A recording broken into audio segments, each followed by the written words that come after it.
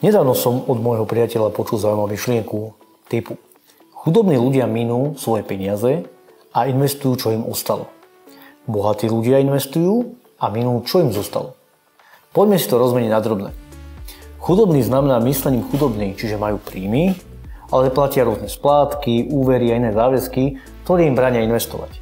Zarábajú a myslia si, že si to môžu dovoliť. A keď im náhodou niečo ostane, tak zaplatia niečo aj sebe. Investujú. Bohatí to nie sú len tí, čo majú veľa majetku alebo veľa zarábajú, ale myslou bohatí. Investujú pravidelne, lebo vedia, že im to v budúcnosti prinesie zisk a náskok pred ostatnými a potom minú, čo im ostane. A teraz, ako si na tom ty? Ak si v situácii, že málo zarobíš a nevieš, čo investovať, tak sa zamysli.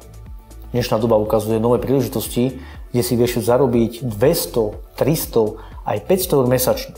Popri práci, štúdiu, alebo aj podnikaní, v ktorom si. Avšak treba preto aj niečo urobiť.